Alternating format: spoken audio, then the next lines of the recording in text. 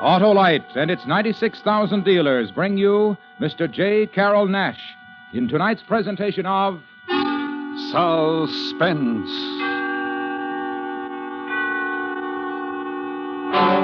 Tonight, Autolite presents a story about buried treasure, a real buried treasure, and a curse, a tale we call The Treasure Chest of Don Jose, starring Mr. J. Carroll Nash.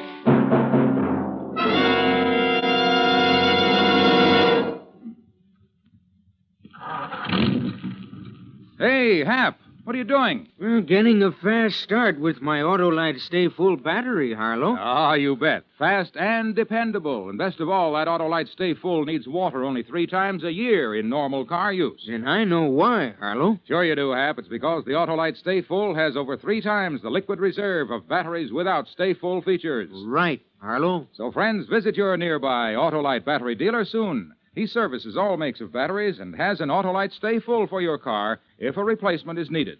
To quickly learn his location, just phone Western Union by number. And ask me, Operator 25, and I'll gladly tell you the location of your nearest Autolite battery dealer.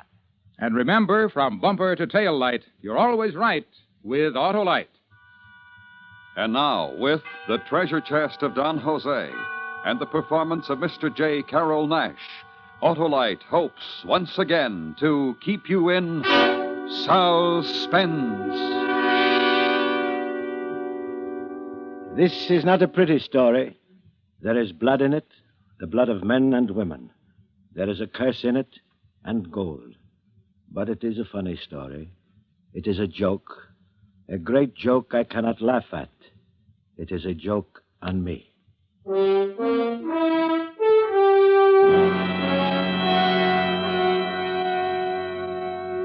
In matters of this sort, secrecy is of the most importance.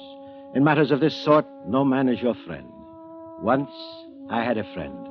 We lived together in my little house on Black Cay down in the Gulf of Mexico. But then the hurricane struck, and everything was different. The wind blew for 2 nights and a day, and when the waves piled up on the quay and swept away the house, it was my friend Pedro who dragged me away unconscious and lashed me to a ring bolt on our little dock and saved my life. Next day, the sun was shining again, but there was nothing left on my little island.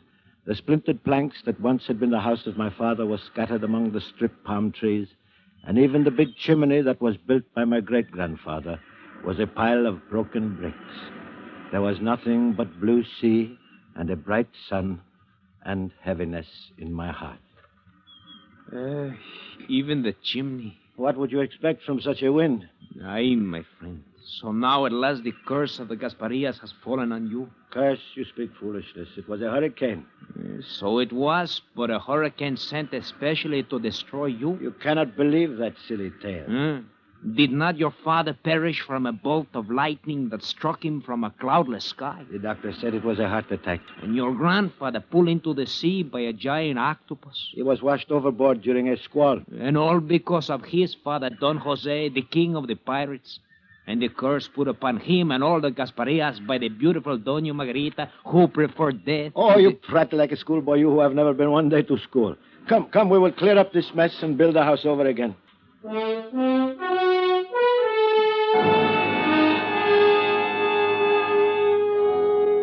You should know that I endured a certain local notoriety since I bore the same name and was the great-great-grandson of Don Jose Gasparia, one of the last and one of the fiercest of the pirates of the Spanish Main.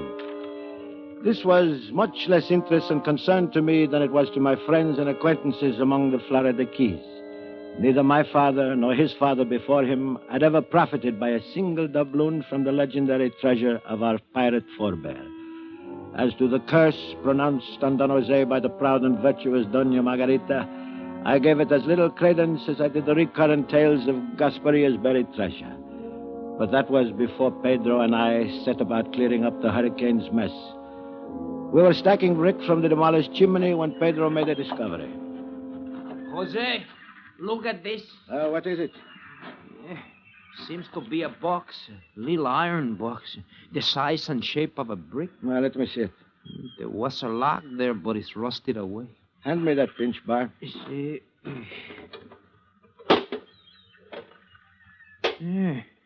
There's a paper inside there. Yeah, it is very old. What does it say, Jose? Nothing. It's just an old paper. Looks like... Looks like a poem, Yes. Oh, I remember now. It is a nursery rhyme from my father. And then he copied it for me when I was a little boy. But what's it doing in this old iron box? Oh, I must have hidden it away once when I was playing. Well, amigo, come. We shall get back to work, huh?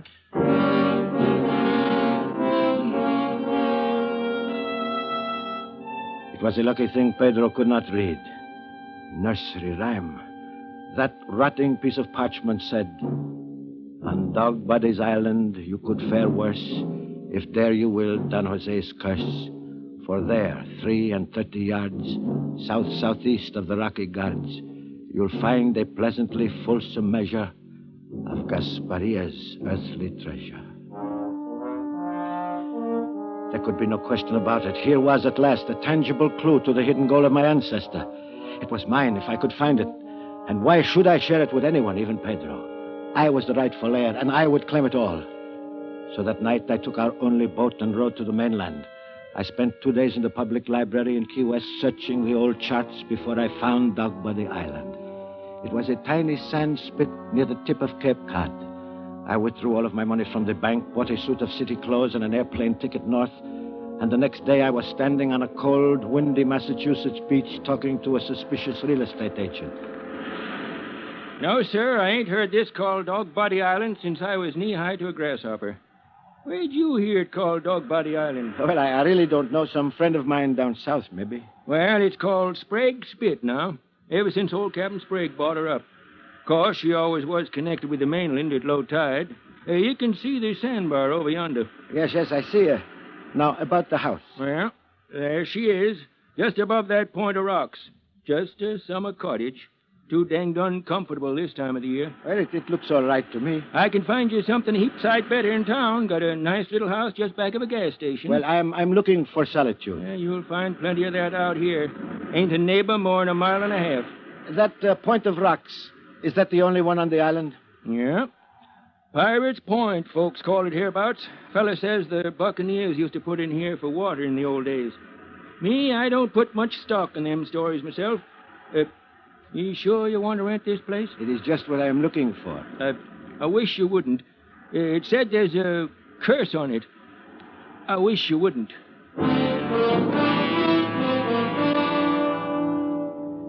It was perfect. My little rented cottage on the beach. Quiet, secluded, and yet within view of that rocky point, which must be the same one Don Jose called the Rocky Guards. There was a stack of firewood beside the kitchen door, and in a shed back of the house there was even a long-handled shovel. A most fortunate circumstance, since I did not want to create any suspicion in town by purchasing one. I can tell you I scarcely slept that first night. So great was my eagerness to be up in the morning, pace the 33 yards south-southeast of the Rocky Guards, and begin digging for my treasure. 29, 30, 31, 32. Morning. Oh, good morning. Looks like it's going to be a nice day. Yes, it does. Gonna do some digging? I beg your pardon? I see you got a shovel. Looks like you're going to do some digging. Oh, yes, clams. I'm going to dig for clams. No clams in the surf. Oh, there aren't? No. Find them on the bay side. Oh, then I'll look over there. Don't dig them with a shovel. Got to use a rake. Oh, is that so? Yeah. It's too late now anyway. Tide's coming in. Another low tide at 5 this afternoon. Oh, I didn't know. I'm a stranger here. Yeah, I know. Heard you'd rented the Davis place. I'm chief of police of Queecasset. Oh? Anything wrong? No. Town limits come all the way out here, though. Gonna stay here long? I don't know. Few weeks. Maybe all winter. You a writing fella? No. Painting fella? No. Just taking a vacation? Yes, you might call it that. Beats me. Well, nice to have this talk with you. Anything you need in the way of police protection, just let me know.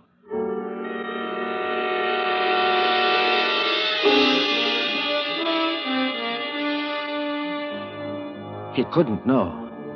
How could he know? Nobody knew about the treasure clue but me. Yet he seemed so suspicious, and he asked me so many questions. Well, I went back to the house, sat by the window until he was out of sight up the beach. But by that time, the tide had come in and the treasure was buried by the ocean.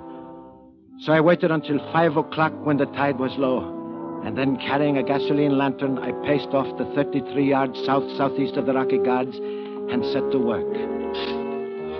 Although the evening was chilled with a brisk breeze blowing in from the sea, I soon had shed my coat and was dripping with perspiration. I lost all track of time and place and my own identity. I was a machine attacking the wet, sliding sand with huge bites of my shovel, widening the hole as it grew deeper until my lantern threw long shadows across the opening that had now become large enough for a coffin. Then my shovel hit something solid. I reached for my lantern, and there, under its lifeless green glare, was a section of rotting wood. I shoveled wet sand to one side. There was a rusted iron strap. I had found it. An iron-bound chest. The treasure chest of Don Jose Gasparilla. It was almost too much to bear. Suddenly my dampened shirt chilled me, and I was seized with a fit of shivering. Then I began crying like a frightened child. How long I crouched there in this agony of relief and joy I cannot tell, but suddenly above the sound of my own sobs and the pounding surf and the sighing wind, I heard voices.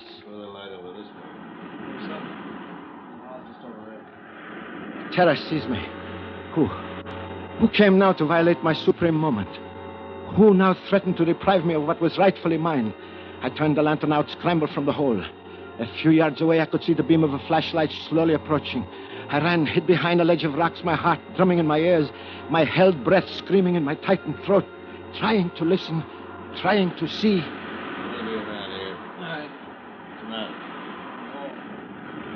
Great. Shovel.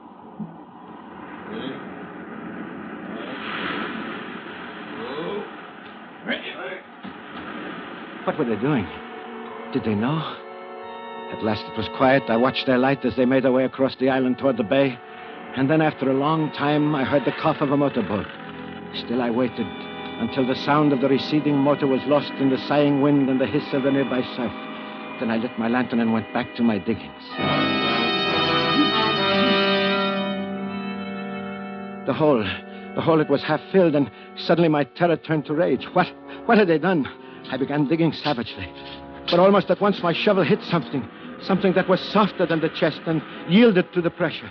I seized my lantern, crouched over for a closer examination, and found myself looking into the still open and vacantly staring eyes of a corpse.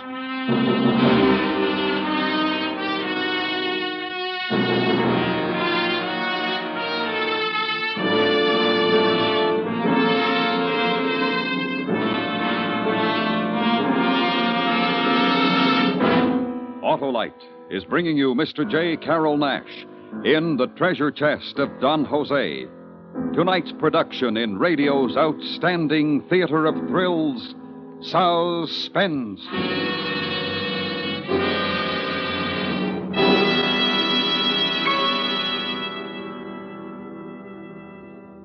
Say, Harlow, wait a minute. Do you mean everyone? Everyone, Hap. Positive? Positive, Hap. Every positive plate in the Autolite Stay Full battery is protected by fiberglass retaining mats to reduce shedding and flaking and give longer life as proved by tests conducted according to accepted life cycle standards. All that plus, eh, Harlow? Plus the fact that the famous Autolite Stay Full needs water only 3 times a year in normal car use. Yes, the Autolite Stay Full needs water only 3 times a year in normal car use.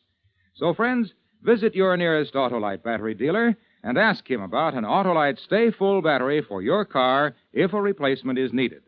He services all makes of batteries, and he's conveniently located. To quickly learn his address, just call Western Union by number And ask for me, Operator 25. I'll gladly tell you the name and location of your nearest Autolite battery dealer. where you can get your Autolite Stay Full battery, the battery that needs water only 3 times a year in normal car use. And remember, from bumper to tail light, you're always right with Autolite. And now, Autolite brings back to our Hollywood soundstage Mr. J. Carroll Nash in Elliot Lewis's production of The Treasure Chest of Don Jose. A tale well calculated to keep you in suspense.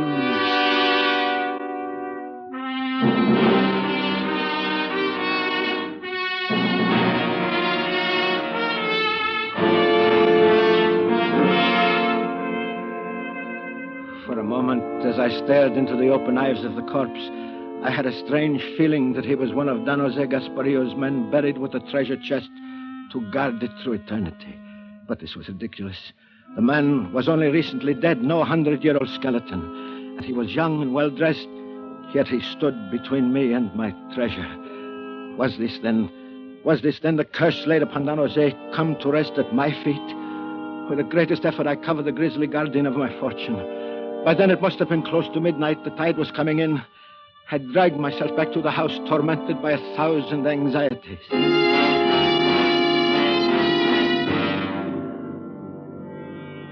Sometime toward dawn, I must have fallen asleep. For the next thing I knew, it was past noon, and someone was pounding on my door. Hey!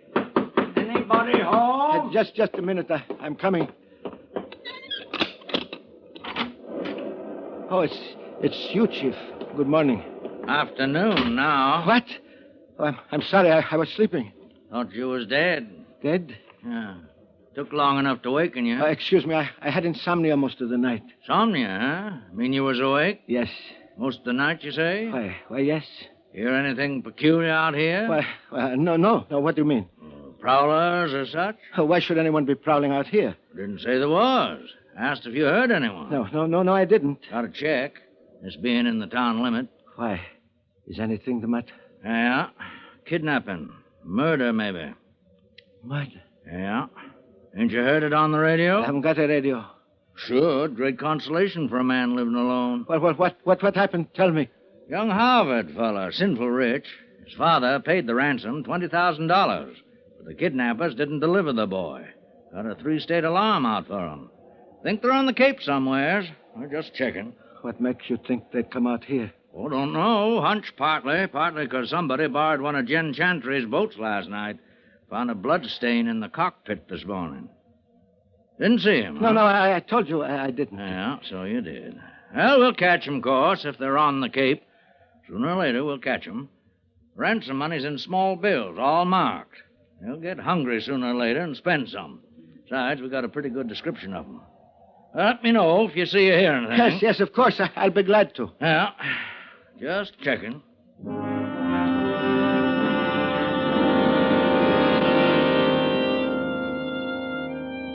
Now there was no time to lose. I had already missed one low tide.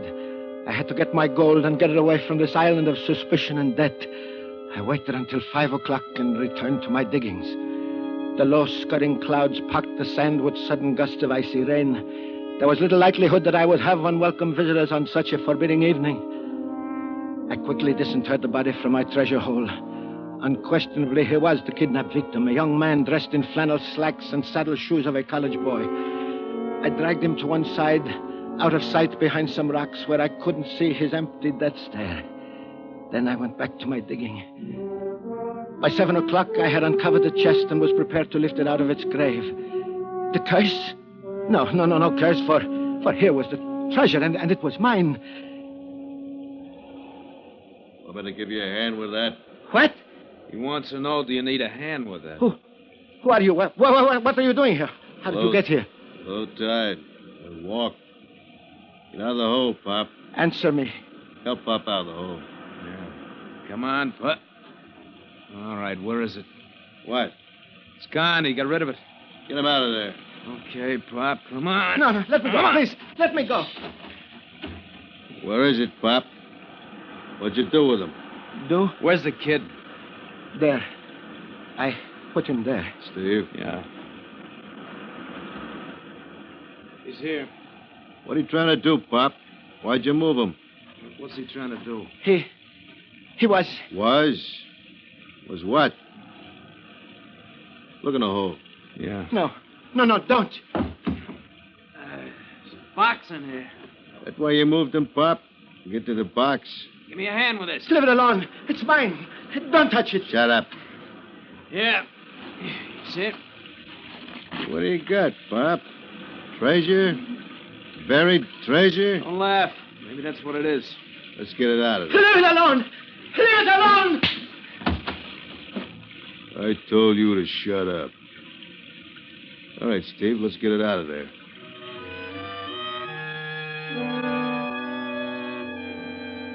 There it was, my treasure, in the sand-covered, iron-bound box. Only it wasn't mine. Not while these two hoodlums stood over me with clenched fists and poised boots. At gun's point, they made me grasp one of the rusty handles, and one of them lifted the other, and they forced me to help carry it toward the house. My treasure, it was mine, and nobody could take it from me now. I must find a way to rescue it.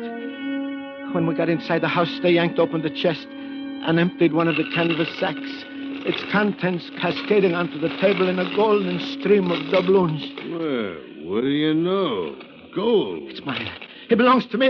It's my inheritance. Yeah, I know, Pop. Only you're going to pay a high inheritance tax, 100%.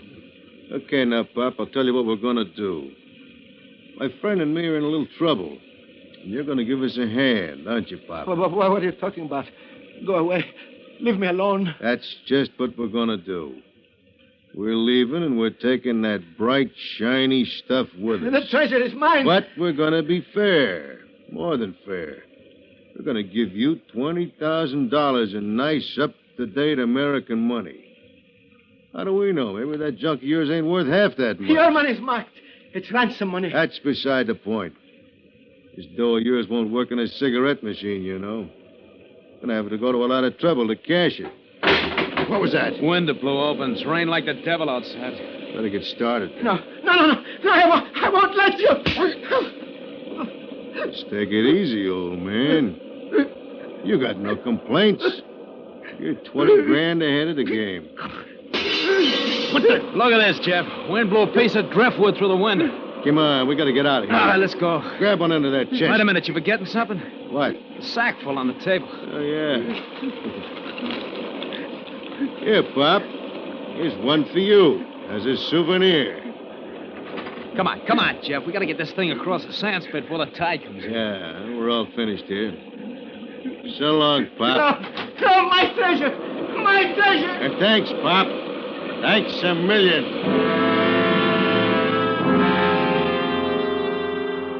And they were gone, walking slowly across the dunes with a heavy burden. I watched them, unaware of the sheets of rain driving through the open door of the cottage, unaware that the house itself was shuddering from the impact of the storm, unaware that the wind had shifted from northeast to southeast. And suddenly I became conscious of my great danger. The tin frame cottage was creaking and shaking. It was shaking from the relentless wind, and the sound of the storms had a familiar tone. A tone I had heard once before, and then I realized the wind had shifted. I realized this was no ordinary storm.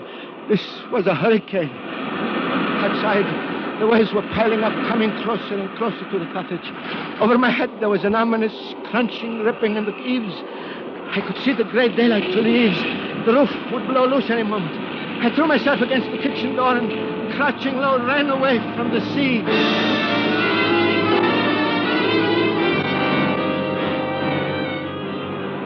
Down behind the shelter of a high dune, I stumbled against a cranberry bush and fell flat, spread-eagled on the sand. And suddenly the wind stopped, the rain stopped, and there was the calm of death. It was the center of the hurricane, the eye, the moment of respite before the final fury of the storm. And I remembered the curse and wished aloud for its fulfillment. And there was no sound but the booming of the furious surf, and then there seemed to be a distant human cry. I looked toward the rocky guards. Far in the distance, for an instant, I could see the tiny, struggling figures of my tormentors. And then a giant wave crashed down on them, and the spit disappeared in boiling, angry water. And the wet heavens descended again, hurled upon me by the tail of the hurricane.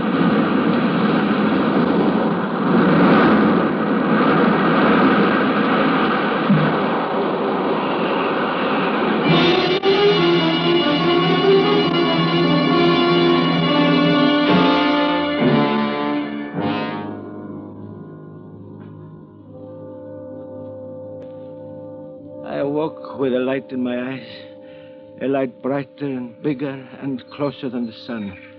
And I heard a voice. You all right, Mr. Gaspar? No, who? It's me, Tris Weatherby. Got out here as soon as I could. We was worried about you. Out here with no radio, you couldn't get the storm warnings. You come up so fast, wasn't time to get you off. Oh, thanks. That's very kind of you. Lucky you got out of the house. Why? Ain't there no more. Ocean came plumb through, carried the house right out into the bay. Made 2 islands out of Sprague's Spit. The house is gone? Not a stick of it left. 10-foot channel where it stood. Storms play funny tricks. That kidnapping I told you about. Yes. What about it? Found 3 bodies out near those rocks. The kidnappers and their victim. What do you know about that? Nothing. Nothing at all.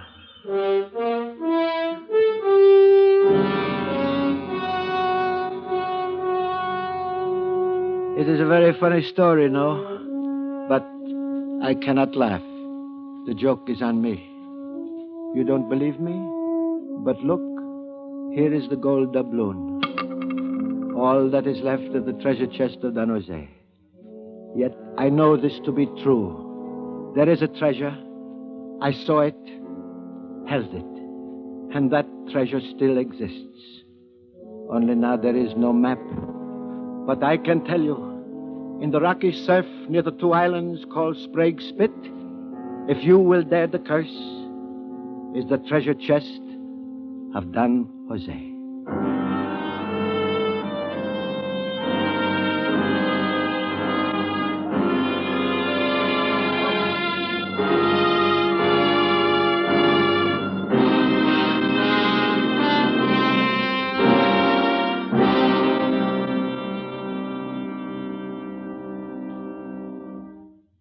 Suspense. The story of a true buried treasure, presented by Autolite. Tonight's star, Mr. J. Carroll Nash.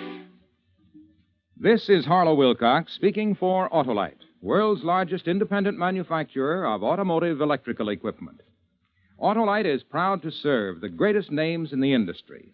That's why, during the early months of 1952, the Autolite family is saluting the leading car manufacturers who use Autolite products as original equipment.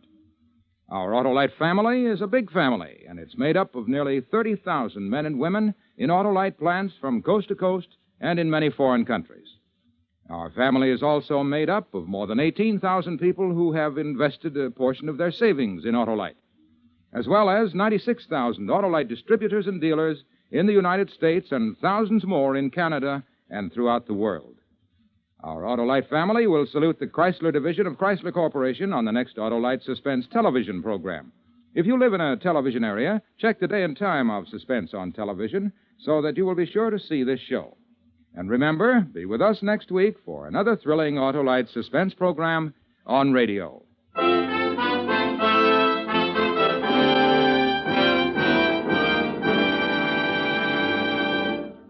Next week on Suspense, our star will be Mr. James Mason in the story of the terrifying escape of a dying man, an adaptation of Odd Man Out. In weeks to come, we shall also present Miss Barbara Stanwyck, Mr. Richard Whitmark, and Mr. Herbert Marshall, all on Suspense.